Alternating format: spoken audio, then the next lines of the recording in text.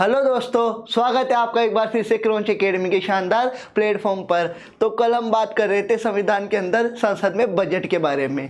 Budget शब्द का उल्लेख संविधान में कहीं भी हमें देखने को नहीं मिलता है। हमें संविधान के अंदर देखने को मिलता है आर्टिकल 112 में क्या देखने को मिलता है, वार्षिक वित्तीय विवरण की बात हमने कल करी थी। ठीक है, वार्षिक वित्तीय विवरण की मैं बात करता हूँ आपके पास, एक बार लिख के अपन देखते हैं। ठीक है, वार्षिक वित्तीय विवरण की मैंने बात करी आपके पास। ठीक है, वार्षिक वित्तीय विवरण के बाद हमने क्या देखा था, वार्षिक वित्तीय विवरण के बाद हम देखते हैं आर्टिकल 114 के अंदर विनियोग विधेयक के बारे में। किसके बारे में हमने चर्चा करी, विनियोग विधेयक के बारे में हमने चर्चा करी थी। ठीक है, विनियोग विधेयक के बारे में हमने चर्चा करी। फिर आर्टिकल 117 के अंदर हमें देखने को मिलता है वित्त विधेयक के बारे में। किसके बारे में देखने को मिलता है, वित्त विधेयक के बारे में हमने चर्चा करी थी। किसके बारे में चर्चा करते हैं हम, आर्टिकल 117 के अंदर किसके बारे में चर्चा करते हैं, वित्त विधेयक के बारे में करते हैं। आर्टिकल 110 क्या बोलेगा अपने पास में, आर्टिकल 110 बोलता है अपने पास में धन विधेयक। क्या बोलता है, धन विधेयक की बात करता है। ठीक है, आर्टिकल 110 क्या है, धन विधेयक, मनी बिल की अपन बात करते हैं। और अगर आपसे आर्टिकल 111 अगर पूछ लेगा तो आर्टिकल 111 क्या है आपके पास में, वीटो पावर। किसकी वीटो पावर है, राष्ट्रपति की अपने पास में। तो 110 को 111 से कनेक्ट मत करना, क्योंकि 110 तक सिर्फ मनी बिल की बात होती है, 111 में राष्ट्रपति की वीटो पावर आती है अपने पास में। और आर्टिकल 112 में वार्षिक वित्तीय विवरण की अपन ने बात करी थी। इसके बाद अपन ने देखा था बजट का प्रस्तुतिकरण। तो बजट का प्रस्तुतिकरण किसके द्वारा किया जाता है अपने पास में, बजट का प्रस्तुतिकरण। ठीक है, कौन करेगा अपने पास बजट का प्रस्तुतिकरण, वित्त मंत्री करेगी। ठीक है, वित्त मंत्री कौन है, अपने श्रीमती निर्मला सीतारमण जी अपने पास में। किसके द्वारा किया जाता है, वित्त मंत्री के द्वारा, वित्त मंत्री के द्वारा किया जाता है अपने पास में। ठीक है, राज्यसभा का कोई भी अधिकार नहीं होता इस पर, राज्यसभा का कोई अधिकार नहीं होता। ठीक है, राज्यसभा का क्या है, कोई भी अधिकार इसके अंदर नहीं होता है अपने पास में, राज्यसभा का कोई अधिकार नहीं होता है। ठीक है, इसके बाद अपन बात करते हैं आगे। अगर अपन देखे जाके तो अपने को पता चलता है कि 14 दिनों के भीतर राज्यसभा के द्वारा मनी बिल को लोकसभा को वापस नहीं लौटाया जाता है तो स्वतः ही पारित मान लिया जाता है और राष्ट्रपति की पूर्व अनुमति से पेश किया जाता है। क्या, राष्ट्रपति की पूर्व अनुमति से, राष्ट्रपति की पूर्व अनुमति से। ठीक है, क्या है, राष्ट्रपति की पूर्व अनुमति से इसको पेश किया जाता है अपने पास में। अब एक बार बताओ, कोई भी धन विधेयक होगा तो ये कौन तय करेगा अपने पास में, धन विधेयक है या नहीं है, ये लोकसभा अध्यक्ष द्वारा तय किया जाता है। ठीक है, तो लोकसभा अध्यक्ष द्वारा, लोकसभा अध्यक्ष क्या करता है अपने पास में, डिसाइड करता है। ठीक है, क्या करता है, डिसाइड करता है कि विधेयक धन विधेयक है या नहीं है अपने पास में। ठीक है, क्या डिसाइड करेगा कि विधेयक धन विधेयक है या नहीं।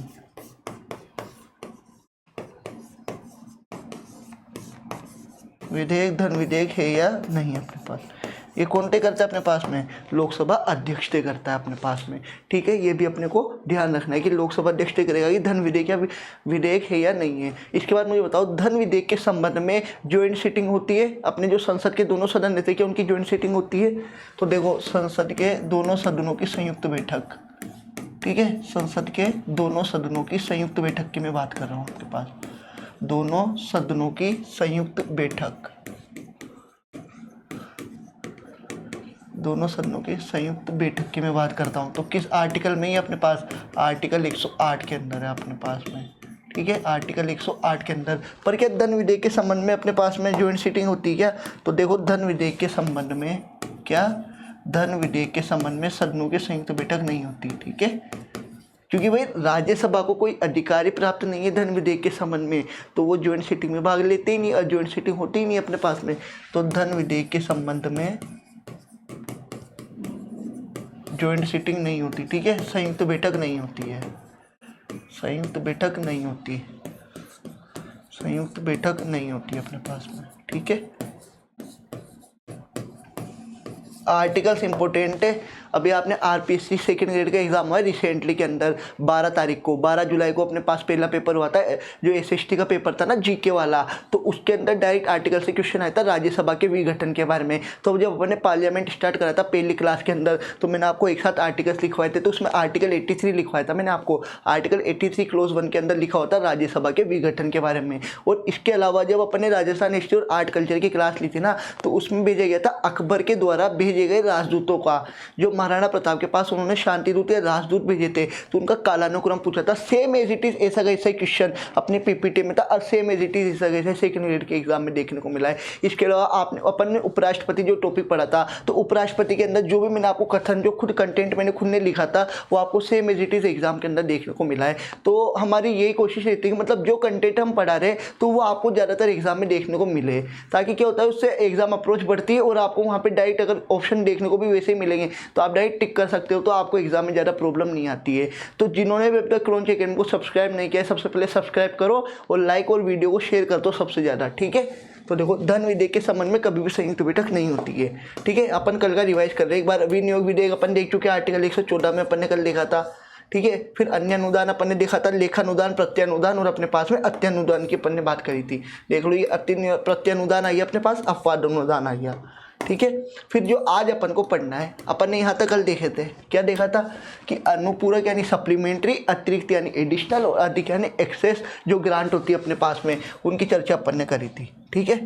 तो अब इसके अंदर आप मुझे एक चीज़ बताओ, यदि किसी वित्तीय वर्ष की मैं बात करता हूँ, किसकी बात करता हूँ मैं, वित्तीय वर्ष की मैं बात करता हूँ आपके पास, एक सेकेंड, हाँ, यदि किसी वित्तीय वर्ष के अंदर किसी सेवा के लिए स्वीकृत धनराशि अपर्याप्त हो, किसी भी सर्विस के लिए मैं उदाहरण के लिए लेना चाहूँगा आपके पास में सेवा क्षेत्र के अगर अंदर हम देखते हैं, ठीक है, किसी सेवा के लिए, अब तो सेवा क्षेत्र में कौन आ जाएगा, रेस्टोरेंट्स आ जाते हैं अपने पास में, हॉस्पिटल, भंडारण की अपन बात करते हैं, तो ये सब क्या सेवा क्षेत्र में आते हैं। तो इनके लिए जो धनराशि स्वीकृत की जाती है तो क्या है, अपर्याप्त है, इनसफिशियंट है अपने पास में, मतलब उससे पूर्ति नहीं हो सकती अपने पास में, तो उसके लिए क्या अपने पास में अनुपूरक, अतिरिक्त या फिर अधिक अनुदान की बात की जाती है। फिर अपन ने देखा था किसी नई सेवा पर व्यय की आवश्यकता होती है, अगर अपन किसी को नई सेवा का सृजन करना है, किसी नई अपने को योजना के लिए नीति निर्माण आवश्यकता करनी है, तो उसके लिए क्या है, उस पर जो व्यय खर्चा किया जाता है उसके लिए कमेटी का गठन किया जाता है, उसके लिए अलग अलग प्रावधानों के अतिरिक्त जो खर्चा होता है उस पर, उसकी आवश्यकता के लिए भी क्या होती है, उत्पन्न होने के लिए अनुपूरक आवश्यकता अनुदान की बात की जाती है अपने पास। फिर किसी सेवा पर स्वीकृत राशि जो है अगर उससे ज़्यादा खर्च हो जाता है तो भी क्या अपने पास में वो अधिक अनुदान में आ जाएगा या अतिरिक्त अनुदान के अंदर अपन बात करेंगे। तो ये सब उदाहरण अपने को इसमें देखने को मिलते हैं। तो सरकार क्या संसद के समक्ष 3 प्रकार के अनुदान की बात रखती है, एक तो अनुपूरक अनुदान यानी सप्लीमेंट्री ग्रांट, एक अतिरिक्त अनुदान यानी एडिशनल ग्रांट की मैं बात करता हूँ, और अधिक अनुदान यानी एक्सेस ग्रांट की मैं बात करता हूँ आपसे, ठीक है। अब इनको एक एक करके अपन समझना चालू करते हैं। देखो अधिक अनुदान क्या होता है, तो इस प्रकार की मांग जब कब रखी जाएगी, जब उस वर्ष के बजट में सेवा के लिए निर्धारित रकम से ज़्यादा व्यय खर्च हो जाता है। तो पहले क्या गई अपने पास में, अधिक अनुदान। अब अधिक यानी क्या होता है, एक्स्ट्रा, ज़्यादा, अतिरिक्त यानी भी ज़्यादा एक्स्ट्रा होता है अपने पास, अधिक यानी होता है एक्सेस की मैं बात करता हूँ आपसे।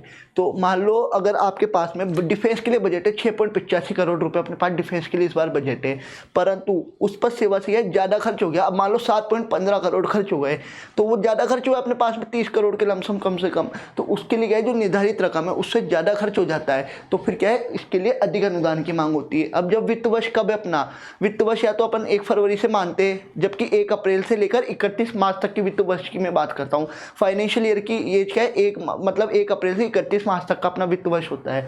तो उसके अंदर क्या है, इस पर लोकसभा में मतदान होगा कि भाई आपने ज़्यादा खर्च कर दिया तो आपको लोकसभा में वित्त वर्ष के अंदर मतदान किया जाता है। और इस प्रकार की मांग को लोकसभा में मतदान के लिए प्रस्तुत करने से पहले, क्या इस प्रकार की जब आप मांगे ना तो उसको आप लोकसभा में मतदान से पहले करोगे तो संसद की लोक लेखा समिति से मंजूरी मिलना अनिवार्य होता है। अब भाई लोक लेखा क्या होती है, जो लेखा जोखा रखेगी पूरा कि भाई कितना पैसा कहाँ पे खर्च हुआ है, क्या हुआ है अपने पास में, तो क्या होती है लोक लेखा समिति। एक होती है जन लेखा समिति अपने पास में, तो जन लेखा समिति का अध्यक्ष कौन होता है, हमेशा विपक्ष का नेता होता है अपने पास में, ठीक है। तो ये भी अपने को ध्यान रखना है। अब देखो अधिक अनुदान की बात मैं कर रहा हूँ, तो कब रखी जाएगी, जब सेवा पर जो आपको व्यय मिला है स्वीकृत राशि तो उससे अधिक व्यय हो जाता है तो वो अधिक अनुदान की मांग के अंदर आता है। 1 फरवरी को तो आपका बजट पेश होता है और एक वित्त वर्ष होता है 1 अप्रैल से 31 मार्च तक के आपके बीच में। तो उसके अंदर क्या है, आपसे इसके वित्त वर्ष के अंदर लोकसभा में मतदान होगा और इस प्रकार की मांग को लोकसभा में प्रस्तुत करने से पहले लोक लेखा समिति से मंजूरी मिलना अनिवार्य होता है आपके पास। ठीक है, फिर देखो प्रत्यानुदान, ये अपन ने कल भी देखा था।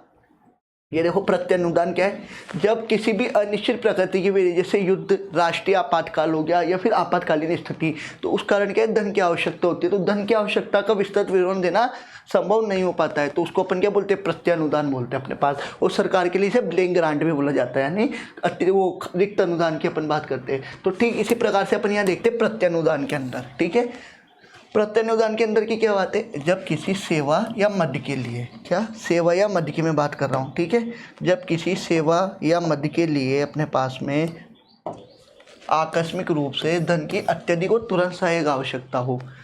आकस्मिक कब परिस्थिति होगी, या तो युद्ध की परिस्थिति हो या राष्ट्रीय आपातकाल लागू हो गया हो या कोई बाहरी आक्रमण जैसी संकट स्थिति उत्पन्न होती है, तो क्या होती है, जब क्या होती है, धन की अत्यधिक आवश्यकता होती है, तो इस प्रकार की अनुदान मांग रख दी जाती है।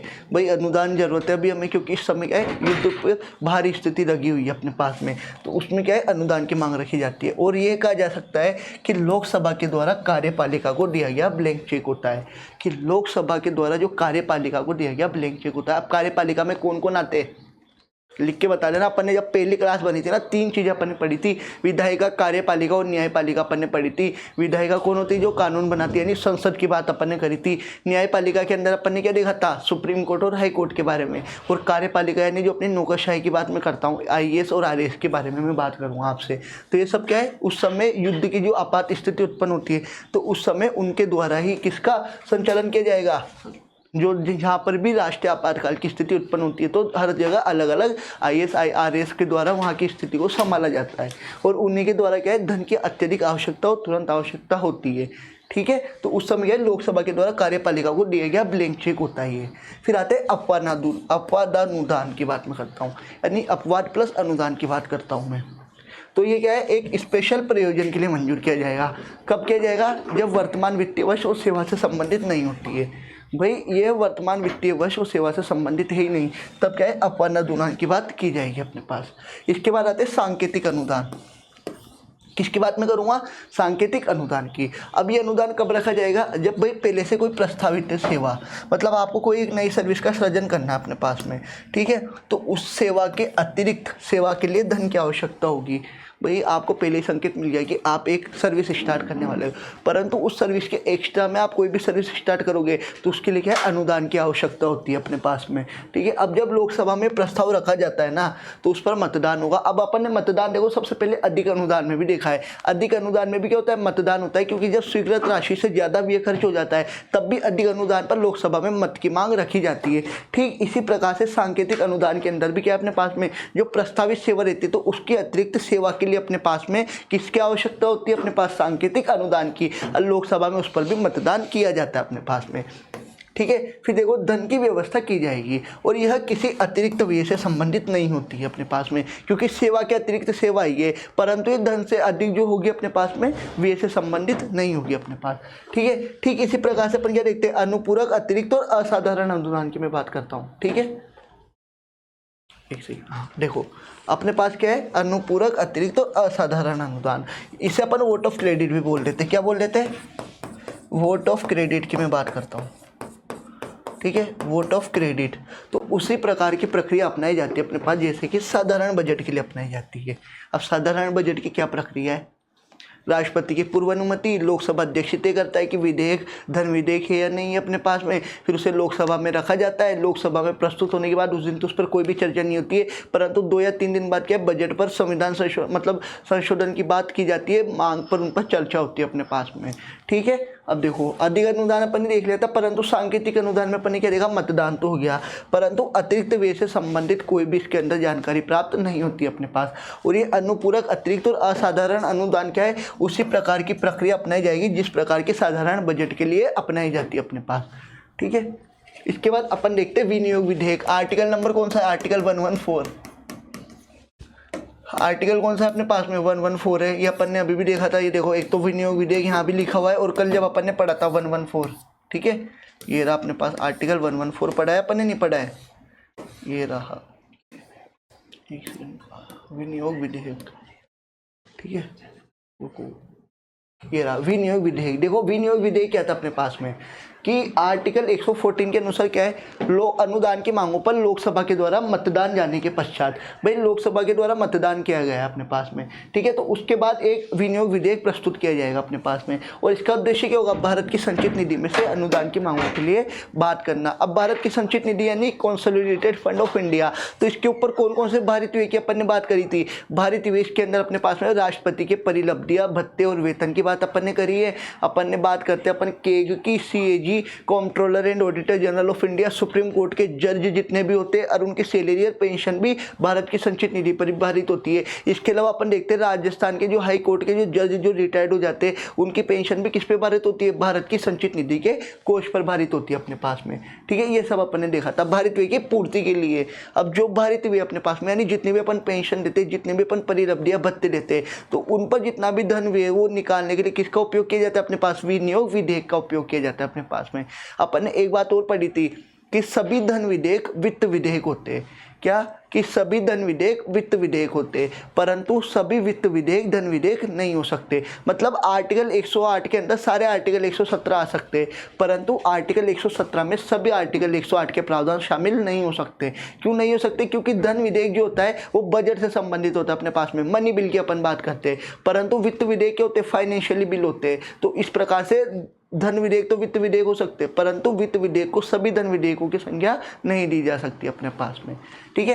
अब देखो ऐसा कोई भी संशोधन प्रस्तुत नहीं कर सकते अपन जिससे क्या कि जो अनुदान मिलने वाला है तो उसकी स्थिति में भी परिवर्तन नहीं होना चाहिए अपने पास, ठीक है। इसके उद्देश्य में भी परिवर्तन नहीं होना चाहिए और भारत की संचित निधि पर भारित व्यय की राशि में भी परिवर्तन नहीं होना चाहिए, ये बात इसके अंदर बोली जाती है अपने पास में, ठीक है। इसके बाद अपन ने देखा था कल, यहाँ तक अपन देख चुके, इसके बाद अपन देखते हैं आगे की साइड, ठीक है। एक सेकेंड, कल यहाँ तक अपन देख चुके, ठीक है, अधिक अनुदान। इसके बाद अपन विनियोग विधेयक देख रहे थे। तो अब देखो विनियोग विधेयक में क्या है कि इसकी रकम में परिवर्तन करने या अनुदान के लक्ष्य को बदलने के लिए, विनियोग विधेयक की रकम में परिवर्तन करने या अनुदान के लक्ष्य को बदलने के लिए, अथवा भारत की संचित निधि पर भारित व्यय की मैं बात करता हूँ, ठीक है। तो क्या बात करें अपन, विनियोग विधेयक की रकम परिवर्तन करने या अनुदान के लक्ष्य को बदलने के लिए, ठीक है। भारत की संचित निधि पर भारित व्यय की रकम में परिवर्तन करने वाला कोई भी संशोधन संसद के किसी सदन में प्रस्तुत नहीं किया जाएगा। अभी अपन ने देखा था कि आर्टिकल 114 में कोई भी संशोधन नहीं हो सकता। क्यों नहीं हो सकता, क्योंकि अनुदान की मांगों को प्रभावित करेगा और उससे क्या होगा, उनके लक्ष्यों को प्रभावित किया जाएगा। तो इस प्रकार से विनियोग विधेयक में कोई भी संशोधन नहीं होता है अपने पास में। इस मामले में क्या है, राष्ट्रपति की सहमति के उपरांत अधिनियम बनाया जाता है। जो राष्ट्रपति है उसकी सहमति से क्या है, अधिनियम बनाया जाएगा अपने पास में, ठीक है। इसके बाद देखा, इस विधि से धन की निकासी की जा सकती है। मतलब इसके बाद जब विनियोग विधेयक अपने पास हो जाएगा तो उस प्रकार से जो संचित निधि अपने पास में कंसोलिडेटेड फंड है इंडिया का, तो उससे क्या है, धन आप निकाल सकते हो। और निकासी यानी क्या होता है, निकालना, तो धन की निकासी आपके पास होगी। इसका अर्थ क्या होगा कि विनियोग विधेयक लागू होने तक, भाई विनियोग विधेयक अगर लागू नहीं होगा ना होने तक, तो सरकार क्या है, संचित की धन निधि से कोई भी रुपया नहीं निकाल सकती।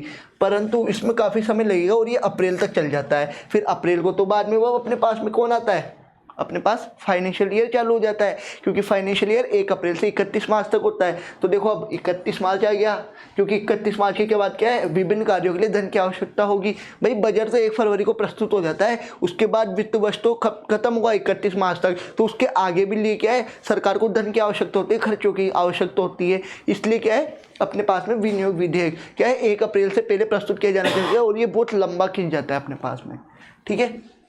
अब देखो इस स्थिति से निपटने के लिए क्या है, संविधान के द्वारा लोकसभा को ये शक्ति दे दी गई, क्या दे दी गई कि वह इस प्रकार के आवश्यक कार्यों के लिए विशेष प्रावधानों से धन का आहरण कर सकती है। भाई अगर कोई ऐसी स्थिति उत्पन्न हो जाती है कि बिल पास नहीं हो रहा है और 31 मार्च के बाद में फिर सरकार के पास पैसे धन पर्याप्त नहीं है किसी भी आवश्यकता को पूर्ति के लिए, तो फिर क्या है, लोकसभा को ये शक्ति दे दी गई कि वो विशेष प्रावधानों के माध्यम से धन का आहरण कर सकती है। और इसे लेखानुदान के नाम से जाना जाता है। लेखानुदान कल पढ़ाएगा अपन ने आर्टिकल 116 के अंदर। देखो आर्टिकल 116, एक सेकेंड, आर्टिकल 116 पढ़ा है क्या अपन ने, कल पढ़ा तो था, ये देखो लेखानुदान पढ़ा है आर्टिकल 116 में अपन ने। तो क्या है, जब पूर्ण पारित होने में बजट समय लगता है, यही अभी अपन ने देखा है, क्योंकि जब बजट पूरा पारित होगा ना तो उसमें समय लगेगा और फाइनेंशियल ईयर 31 मार्च को खत्म हो जाता है। तब फिर क्या है, सरकार को आवश्यक व्यय के लिए कुछ समय हेतु भारत की संचित निधि से धन निकालने की अनुमति दे दी जाती है। मतलब कुछ समय के लिए उधार की अनुमति की बात करिए। फिर इसके अंदर आप देखो अपन ये पढ़ रहे क्या कि जब धन का आहरण कर सकती है, कब कर सकती है, आवश्यक कार्यों के लिए, यानी उधार ले सकती है। तो इसे क्या लेखानुदान बोला जाता है। और ये आपके किस में मेंशन है, आर्टिकल 116 के अंदर आपके पास में क्या मेंशन है, लेखानुदान मेंशन है। फिर इसे बजट पर क्या है, आम बहस के बाद ही पारित किया जाएगा। भाई जो बजट हो गई वो बहस हो गई, उसके बाद ही पारित किया जाता है। तो इसे सामान्यतः कुल अनुमान के 1/6 भाग के बराबर के 2 माह हेतु स्वीकृति दी जाएगी। भाई जो कुल अनुमान है आपका, उसके 1/6 भाग के बराबर के 2 माह हेतु स्वीकृति दी जाती है आपके पास। ठीक है, इसके बाद मैं देखता हूँ वित्त विधेयक का पारित होना। क्या है, वित्त विधेयक की पारित होने की मैं बात करता हूँ। तो वित्त विधेयक क्या है, आर्टिकल 117 है अपने पास में, आर्टिकल 117 की मैं बात करता हूँ। तो देखो वित्त विधेयक क्या है, भारत सरकार के उस वर्ष के लिए जितने भी प्रस्ताव आए विनियोग के, उनको प्रभावित करने के लिए पुनर्स्थापित किया जाता है अपने पास। तो विनियोग विधेयक क्या है, वित्त विधेयक विनियोजन प्रस्ताव को प्रभावी करने के लिए पुनर्स्थापित किया जाता है। और इस पर धन विधेयक जो है, अब धन विधेयक आर्टिकल 108 आ जाएगा। अभी मैंने यही बात बोली आपको कि सभी धन विधेयक वित्त विधेयक होते हैं, परंतु सभी वित्त विधेयक धन विधेयक नहीं हो सकते। यानी आर्टिकल 108 आर्टिकल 117 पर लागू हो सकता है, परंतु आर्टिकल 117 के सभी प्रावधान आर्टिकल 108 पर लागू नहीं होंगे। ठीक है, सभी शर्तें लागू होती है। वित्त विधेयक में विनियोग विधेयक के विपरीत संशोधन प्रस्तावित किए जा सकते हैं। भाई विनियोग विधेयक में तो कोई भी संशोधन नहीं हो सकता, परंतु वित्त विधेयक में संशोधन के प्रावधान किया गया है अपने पास। ठीक है, इसके बाद अपन देखते हैं निधियाँ। भारत का संविधान केंद्र सरकार के लिए 3 प्रकार की निधियों की व्यवस्था करता है। निधि यानी क्या होता है, फंड। संचित निधि आती है ना, कंसोलिडेटेड फंड की मैं बात कर रहा हूँ, CFIS, consolidated fund of India. ठीक है, तो देखो भारत की संचित निधि किस आर्टिकल में मेंशन है, आर्टिकल 226 के अंदर, 266। अगर मैं 226 बोलता ना तो ये हो जाता हाई कोर्ट को रिट का अधिकार। ठीक है, हाई कोर्ट जो रिट जारी करती है ना अपने पास में, हाई कोर्ट को रिट जारी करने का अधिकार किसमें, आर्टिकल 226 के अंदर है। ठीक है, और सुप्रीम कोर्ट को आर्टिकल 32 के अंदर है अपने पास में। और आर्टिकल 266 के अपने पास भारत की संचित निधि और भारत की लोक लेखा समिति भी किसमें मेंशन है, आर्टिकल 266 के अंदर। ठीक है, और आकस्मिकता निधि क्या होती है, आकस्मिक यानी इमरजेंसी फंड की मैं बात करूँ तो वो आर्टिकल 267 के अंदर मेंशन है अपने पास में। ठीक है, तो भारत की अपने पास में कौन सी संचित निधि और लोक लेखा, तो किसके अंदर है, 266 में, और आकस्मिकता निधि अपने पास 267 के अंदर।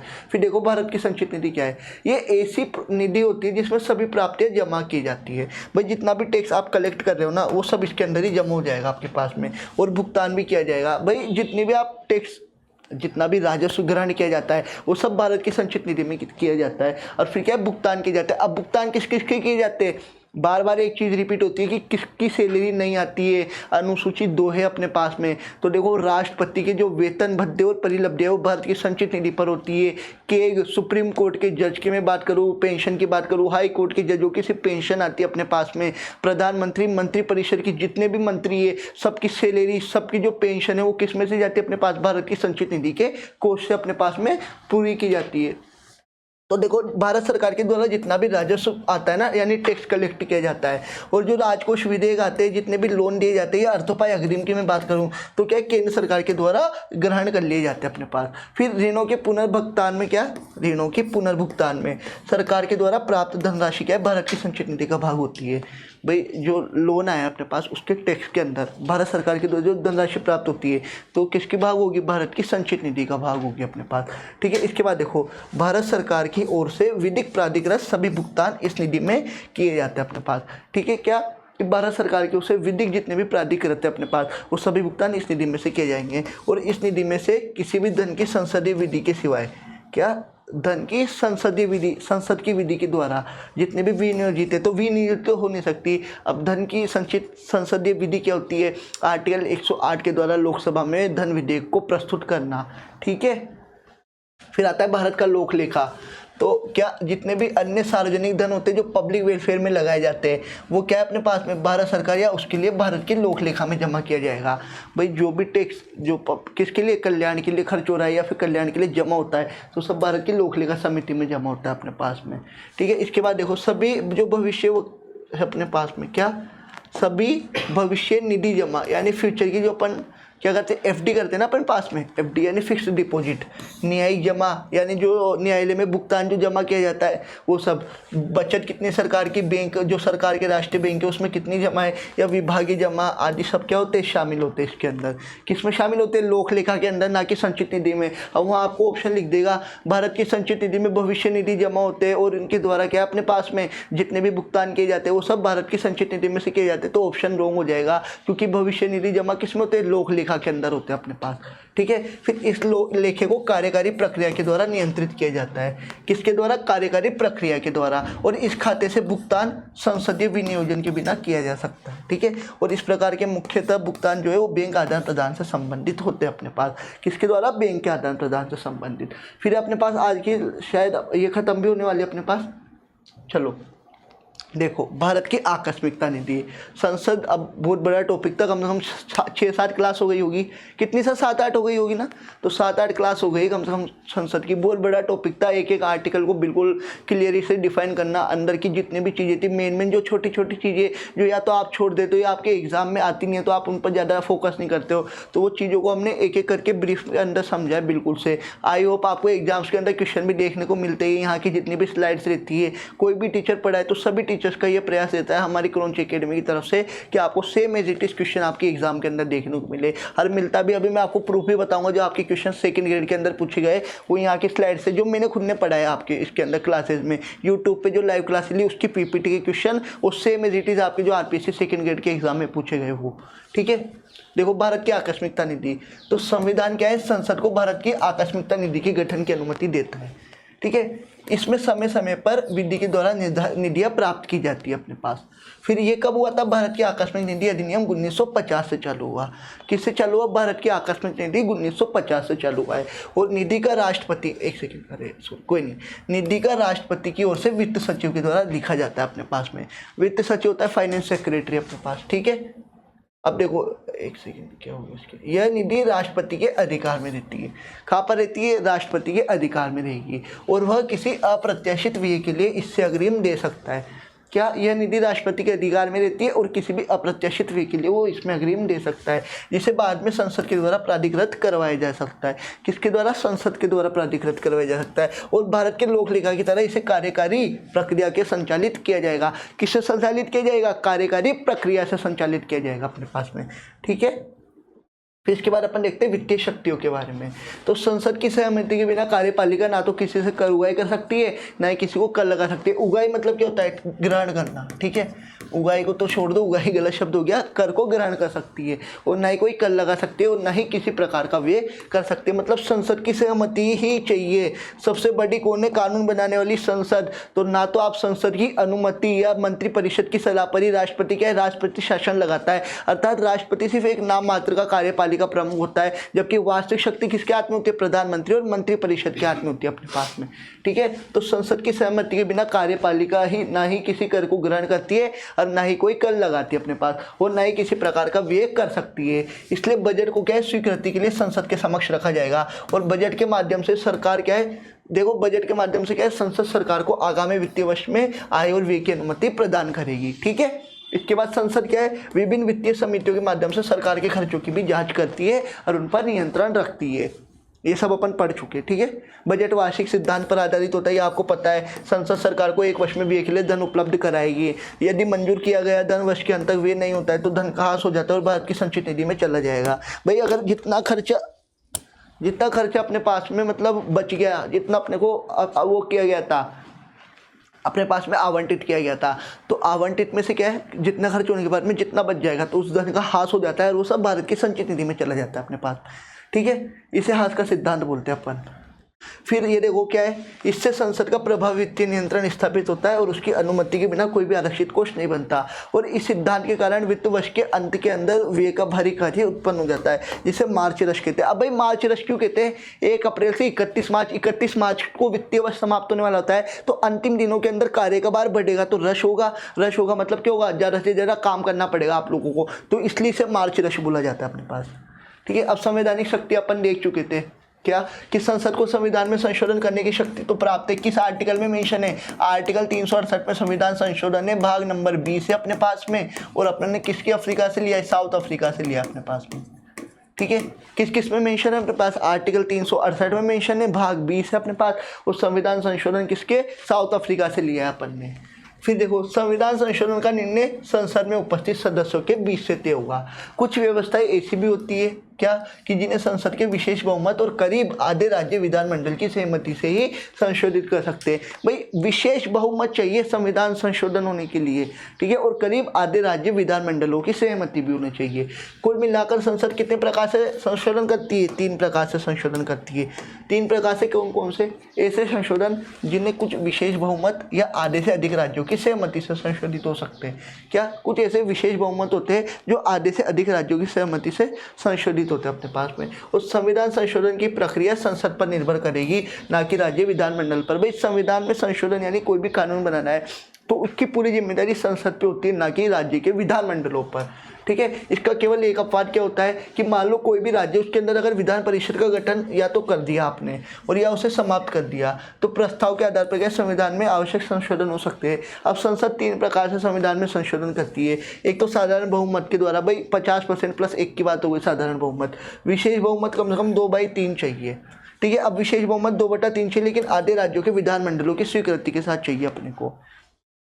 और संसद की शक्ति असीमित नहीं होती अपने पास में, ये संविधान के मूल ढांचे के अनुसार है। दूसरे शब्दों में अपन बोलते हैं कि संसद संविधान के मूल ढांचे के अतिरिक्त किसी भी व्यवस्था को संशोधित कर सकती है। यह निर्णय सुप्रीम कोर्ट ने किसमें दिया? केशवानंद भारती केस 1973 और मिनर्वा मिल्स मामले 1980 में। पहले क्या होता था केशवानंद भारती केस से पहले कि भाई कोई भी अगर भूमि का भी जो भी कानून होता था ना, तो उसे 9वीं अनुसूची में डाल दिया जाता था और सरकार उस पर कार्यवाही नहीं कर सकती थी। सुप्रीम कोर्ट मतलब उसे डायरेक्ट 9वीं अनुसूची में डाल दिया, तो उसे 9वीं अनुसूची से हटाकर क्योतो लोन बनाम केस से ये वादित किया गया बाद में कि उस पर भी क्या किया जाएगा अपने पास में, उस पर अपन संशोधन कर सकते हैं अपने पास।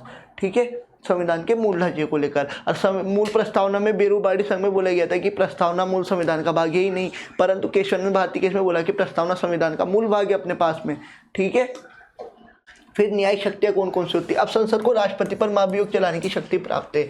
वो उपराष्ट्रपति को उससे हटाने के लिए प्रस्ताव पारित कर सकती है। उपराष्ट्रपति कौन होता है? राज्यसभा का पदेन सभापति। राज्यसभा का पदेन सभापति होता है अपने पास। क्या होता है? राज्यसभा का पदेन सभापति होता है अपने पास। किस आर्टिकल के अंदर मेंशन है? आर्टिकल 64 के अंदर मेंशन है अपने पास। कौन से आर्टिकल में? आर्टिकल 64 के अंदर मेंशन है अपने पास में। क्या मेंशन है? राज्यसभा का पदेन सभापति होगा, आर्टिकल 64। अब देखो, संसद क्या है? सुप्रीम कोर्ट और हाई कोर्ट के न्यायाधीश। संसद सुप्रीम कोर्ट के, हाई कोर्ट और के न्यायाधीश। मुख्य निर्वाचन आयुक्त यानी CEC, चीफ इलेक्शन कमिश्नर की मैं बात कर रहा हूँ, के आर्टिकल 148 के अंदर आता है अपने पास मुख्य निर्वाचन आयोग। CEC मतलब निर्वाचन आयोग की अगर बात करोगे तो निर्वाचन आयोग आर्टिकल 324 में आएगा अपने पास में। ठीक है, इनकी क्या है? संविधान में निर्धारित प्रक्रिया के अनुसार पद से हटाने की संस्तुति करती है। अब संसद क्या है? सुप्रीम कोर्ट के अधिकार क्षेत्र का विस्तार करती है। वही ऐसे बोलते हैं ना, सुप्रीम कोर्ट यहाँ तक कि सिर्फ इन मामलों के, इन जो फैसले लेते हैं इन मामलों में फैसले सुना सकती है, तो क्या उसका विस्तार कर सकती है। उस संघ राज्य क्षेत्र के लिए हाई कोर्ट की स्थापना भी कर सकती है। कर रखी है भाई संघ राज्य क्षेत्र के लिए हाई कोर्ट की स्थापना अपने पास में। परंतु अभी जैसे आप अपवाद देखते हो, अपन देखते हैं क्या, जैसे अपने पास है दादरा नागर हवेली। ठीक है, तो दमन दीव है अपने पास। दमन दीव का हाई कोर्ट कहा जाता है, फिर बॉम्बे के अंदर आ जाता है अपने पास में। दादरा नागर हवेली शायद पश्चिम बंगाल के अंदर अपने पास में। पौंडीचेरी का अलग वाला है अपने पास में। ठीक है, अब ऐसे आप देखोगे लक्षद्वीप तो केरल के अंदर अपने पास में उसकी हाई कोर्ट की स्थापना है। तो क्या संसद को अखिल भारतीय न्यायिक सेवा यानी ऑल इंडिया जुडिशरी सर्विस के गठन का अधिकार प्राप्त होता है। और संसद क्या न्यायालयों के संगठन, अधिकारिता और शक्तियों से संबंधित विषय पर भी कानून बनाने की शक्ति रखती है। भाई जो ये अपने पास पार्लियामेंट है वो क्या न्यायालयों के संगठन, अधिकारिता और शक्तियों से संबंधित विषयों पर भी कानून बना सकती है अपने पास। ठीक है, अब देखो लास्ट निर्वाचन शक्ति और कार्य, ये आज संसद खत्म हो जाएगी, ये लास्ट टॉपिक है संसद का अपने पास। ठीक है, क्या कि संसद राष्ट्रपति के निर्वाचन के अंदर भाग लेती है, राज्य विधानसभा भी भाग लेगी और उपराष्ट्रपति को भी चुनती है। ठीक है, लोकसभा अपने अध्यक्ष और उपाध्यक्ष का चुनाव करती है, ये अपने को पता है, और राज्यसभा सभापति और उपसभापति का चुनाव करेगी। ठीक है, अब भाई राज्यसभा सभापति का चुनाव करती है क्या? नहीं करती है। कौन करती है? संसद करती है। याद रखना, उपराष्ट्रपति होता है राज्यसभा का सभापति। ठीक है, ये आपको ध्यान रखना है। सिर्फ राष्ट्रपति के निर्वाचन में विधानसभा भाग लेगी और उपराष्ट्रपति को भी चुनेगी। फिर लोकसभा अपने अध्यक्ष और उपाध्यक्ष का चुनाव करेगी, परंतु ये अब लिखेगा वहाँ पे कि राज्यसभा द्वारा सभापति का चुनाव किया जाता है, तो स्टेटमेंट रॉन्ग हो जाएगा, क्योंकि जो राज्यसभा का सभापति होता है वो कौन होता है? उपराष्ट्रपति, और उपराष्ट्रपति का चुनाव किया जाता है संसद के द्वारा, यानी राज्य विधानमंडल और दोनों सदनों के द्वारा किया जाता है। ठीक है, तो अपने को क्या ध्यान रखना है कि राज्यसभा सभापति का चुनाव नहीं करती है, सिर्फ उपसभापति का चुनाव करती है अपने पास में।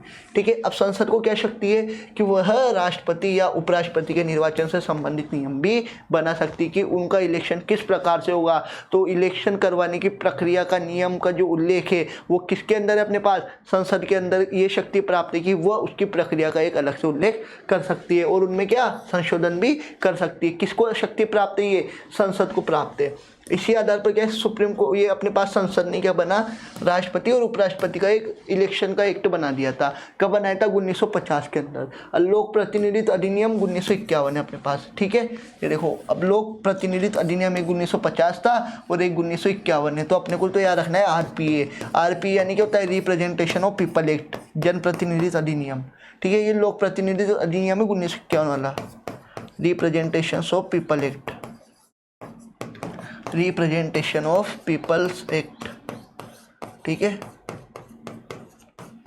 कब है? 1951 के अंदर की मैंने बात करी आपके पास में। ठीक है, आरपीए की बात करी। तो यहाँ पर संसद अपनी समाप्त होती है। कल अपन ने बजट से चालू करा था आर्टिकल 112 में, फिर आज अपन ने थोड़ा बहुत आर्टिकल्स देखे थे रिवाइज करने के लिए। फिर 2017 तक 2 बजट अपन ने देखे थे कि रेल बजट पहले अलग प्रस्तुत किया जाता था और आम बजट अलग प्रस्तुत किया जाता था। तो इसे अलग कब किया गया था? एक वर्ष समिति की रिपोर्ट पर 1924 में अलग किया गया था। लिखा हुआ है 1921 के अंदर। परंतु फिर मिलाया किस समिति पर गया था? विवेक देबरॉय समिति पर। कब मिलाया गया? 2017 के अंदर। रेल बजट और आम बजट को एक कर दिया गया था अपने पास। ठीक है, ये अपन देख चुके थे। फिर अपन ने देखे थे भारत व्यय, ये बार बार मैं बोल चुका हूँ, जितने भी नाम थे सारे के सारे अब आपको याद ही हो गए होंगे कम से कम, कि भारत की संचित निधि से किन किन का वेतन भत्ते की पारित की जाती है, किन की पेंशन दी जाती है। ठीक है, और ये पूछा भी जाता है क्योंकि अपनी अनुसूचित 2 में भी उल्लेख देखने को मिलता है। फिर बजट के प्रस्तुतिकरण की अपन चर्चा कर चुके हैं, ये सारे आर्टिकल्स अपन पहले ही देख चुके हैं एक बार में। ठीक है, संवैधानिक उपबंध किस किस प्रकार से अपने पास, कटौती प्रस्ताव अपन देख चुके, सांकेतिक कटौती अपन ने कल देखी थी, विनियोग विधेयक अपन देख चुके थे, गिलेटिन अपन देख चुके थे। क्या कि जब अनुदान की मांगों पर चर्चा पूरी नहीं हो पाती तो लोकसभा अध्यक्ष के द्वारा एक साथ ही, भाई मैंने आपको एग्जांपल देता, इंटरव्यू थक गया चेयरमैन लेता तो एक साथ ही सभी को बुला लिया उसने इंटरव्यू लेने के लिए। ठीक इसी प्रकार से क्या होता है, अपने पास गिलेटिन होता है कि सभी का एक साथ मतदान पारित करके प्रस्तुत कर दिया जाता है वो पारित। ठीक है, अन्य अनुदान अपन देख चुके थे, लेखानुदान आर्टिकल 116। क्या है होता है आर्टिकल 116? भाई जब अधिक समय लगता है बजट को पास करवाने के लिए तब उस समय क्या होती है, धन की आवश्यकता, तो उससे अपन क्या बोलते हैं, लेखानुदान बोलते हैं, लेखानुदान। ठीक है, विनियोग विधेयक में संशोधन हो ही नहीं सकता, अपने पास वित्त विधेयक में जरूर संशोधन होता है। ठीक है, ये भी अपन देख चुके थे। संचित निधि 3 प्रकार की, भारत की संचित निधि आर्टिकल 266, लोक लेखा निधि भी किसमें 266 में, परंतु आकस्मिक निधि किसमें, आर्टिकल 267 के अंदर अपन ने देखा था। ठीक है, ये अपन देख चुके थे। फिर इसके बाद वित्तीय शक्ति और कार्य देखे थे। भाई जो कार्यपालिका रहती है ना, कार्यकारी जो भी शक्ति रहती है, वो ना तो किसी कर को टैक्स कर मतलब किसी भी कर को ना तो ग्रहण कर सकती है, ना ही किसी पर कर लगा सकती है। ये सब शक्ति किसको प्राप्त होती है, अपने पास संसद को प्राप्त होती है। ठीक है, फिर संवैधानिक शक्ति अपन देख चुके थे। भाई अगर किसी भी संविधान के अंदर संशोधन की प्रक्रिया अपने को करनी है तो संसद क्या है, विशेष बहुमत के द्वारा उसमें राज्य विधानमंडल को भी कभार सम्मिलित किया जाता है। तो उसी प्रक्रिया के द्वारा संविधान के संशोधन में संशोधन होता है अपने पास संसद में। ठीक है, संविधान के अंदर जो अनुच्छेद है उसमें संशोधन होता है अपने पास। फिर संसद को राष्ट्रपति पर महाभियोग चला सकती है, उपराष्ट्रपति को पद से हटा भी सकती है। ठीक है, और राष्ट्रपति के निर्वाचन प्रणाली और उपराष्ट्रपति के निर्वाचन प्रणाली का निर्णय भी नियम कौन बना सकती है, संसद बना सकती है अपने पास में। ठीक है, इसके बाद अपन ने यहाँ तक ये अपना खत्म हो चुका है आज संसद। सो आई होप कम से कम 7-8 क्लास लगे पार्लियामेंट को, पर अपन ने बिल्कुल डिटेल के अंदर पढ़ी है एक एक चीज़ को। चाहे अपन ने चालू कहाँ से करा था, आर्टिकल 79 से चालू करा था। 80 में अपन ने राज्यसभा देखी, 81 में अपन ने लोकसभा देखी, आर्टिकल 82 में अपन ने देखा था जनगणना के पश्चात पुनः समायोजन। 83 जो आपके आरपीएससी के सेकेंड ग्रेड के एग्जाम में पूछा था राज्यसभा की अवधि के बारे में, संगठन आर्टिकल 83 क्लोज 1 के अंदर अपन ने पढ़ा था। ठीक है, आर्टिकल 84 अपन देख चुके थे, आर्टिकल 85, आर्टिकल 86, 87 में क्या आता है, राष्ट्रपति का विशेष अभिभाषण भाषण आता है। आर्टिकल 89 है राज्यसभा के सभापति और उपसभापति के बारे में। आर्टिकल 93 अपने पास लोकसभा के अध्यक्ष और उपाध्यक्ष के बारे में अपन ने बात करी थी। आर्टिकल 98 आता है अपने पास संसद के सचिवालय को लेकर। आर्टिकल 99 आता है जो संसद के सदस्यों के द्वारा जो शपथ ग्रहण की जाती है वो आर्टिकल 99 में। आर्टिकल 100 के अंदर एक गणपूर्ति कोरम की बात अपन करते हैं कि कम से कम 1/10 सदस्य क्या है वहाँ पर उपस्थित होने चाहिए जब क्या संविधान का सत्र चल रहा हो। अगर 1/10 सदस्य अनुपस्थित रहते तो फिर उसके बाद क्या है सदन का अभाव हो जाता है, वो स्थगित कर दिया जाता है अपने पास में। फिर अपन ने देखा था आर्टिकल 108 दोनों सदनों की संयुक्त बैठक का प्रावधान है अपने पास में। किसी भी विधेयक जो पास नहीं हो रहा है मतलब एक सदन के द्वारा तो पास कर दिया जाता है, परंतु दूसरा सदन अगर उसे अस्वीकार कर देगा तो फिर दोनों सदनों की संयुक्त बैठक राष्ट्रपति के द्वारा बुलाई जाती है। उसकी अध्यक्षता कौन करता है? लोकसभा अध्यक्ष। अगर लोकसभा अध्यक्ष अनुपस्थित है तो उपाध्यक्ष करेगा, अगर उपाध्यक्ष भी अनुपस्थित है तो राज्यसभा के उपसभापति करेंगे अपने पास में। अगर राज्यसभा के उपसभापति भी अनुपस्थित रहते तो संसद के सदस्यों के द्वारा एक सदस्य का चुनाव किया जाता है और वही क्या है फिर अपने पास में दोनों सदनों की संयुक्त बैठक की अध्यक्षता की जाती है। इसके बाद अपन ने देखा आर्टिकल 110। आर्टिकल 110 में क्या देखा? धन विधेयक के बारे में देखा था। आर्टिकल 111 राष्ट्रपति की वीटो पावर, आत्यंतिक वीटो, पॉकेट वीटो अपन देखते हैं। आर्टिकल 112 अपन ने देखा वार्षिक वित्तीय विवरण, जो आज अपन चालू कर चुके थे बजट का। बजट शब्द का उल्लेख देखने को नहीं मिलता है तो आर्टिकल 112 अपन ने देखा। लोकसभा अध्यक्ष तय करेगा कि जो विधेयक पेश किया गया वो धन विधेयक है या नहीं है, ठीक है। राष्ट्रपति की पूर्व अनुमति से पेश किया जाएगा। वित्तीय वर्ष कब से कब होता है? अपने पास 1 अप्रैल से लेकर 31 मार्च तक होता है। बजट 1 फरवरी को पेश किया जाता है, वित्त मंत्री के द्वारा पेश किया जाता है। जिस दिन बजट पेश किया जाएगा उस दिन उस पर कोई भी चर्चा नहीं होती, उसके बाद में उस पर चर्चा या आप मतदान कर सकते हो अपने पास में, ठीक है। यहाँ तक अपन ने देखा था। आर्टिकल 114 देखा अपन ने विनियोग विधेयक के बारे में। तो विनियोग विधेयक पर कोई भी संविधान संशोधन नहीं हो सकता। आर्टिकल 117 में वित्त विधेयक अपन ने देखा तो वित्त विधेयक में संशोधन किया जा सकता है अपने पास में, ठीक है। आर्टिकल 123 अपन ने जब राष्ट्रपति पढ़ा था क्या पढ़ा था कि राष्ट्रपति को अध्यादेश जारी करने की शक्ति होती है अपने पास में। किसके अंदर है? आर्टिकल 1, 2, 3 की मैं बात कर रहा हूँ, ठीक है। ये भी अपने को ध्यान रखना है। इसके बाद अपन ने देखा कि भाई संसद संविधान में संशोधन तो कर सकती है पर एक विशेष बहुमत के द्वारा, एक साधारण बहुमत के द्वारा पारित किया जाता है। तो साधारण बहुमत यानी 50% से एक हो गए, एक विशेष बहुमत होता है और एक विशेष बहुमत प्लस राज्य विधानमंडलों के जो सदस्य रहते हैं उनके द्वारा भी विशेष बहुमत रूप से पारित करवाना चाहिए। अब मान लो अगर वहाँ पे राज्य विधानसभा पर विधान परिषद की मैं बात कर रहा हूँ तो विधान परिषद के गठन को लेकर बात करी जाती है या फिर विधान परिषद के विघटन को लेकर बात करी जाती है। विघटन यानी तोड़ने की बात अपन करते हैं। तो फिर क्या है एक नए संसद की संशोधन की आवश्यकता अपने पास में होती है अपने पास, ठीक है। सो आई होप कंप्लीट कर चुके अपन ये पूरी संसद पार्लियामेंट आर्टिकल 79 से लेकर जितने भी आर्टिकल्स थे अपने पास में, और बिल्कुल डिटेल के अंदर जो एक एक छोटी छोटी चीज़ कीवर्ड्स थे वो भी अपन ने कंप्लीट ट्राई करा है। सो आई होप आपको क्लास समझ आएगी। पार्लियामेंट थोड़ी बड़ी है तो पूरे वीडियोस एक साथ बिल्कुल अपन एक एक क्रम से चलना, आप एक एक वीडियो को देखते हुए, ठीक है। Thank you so much.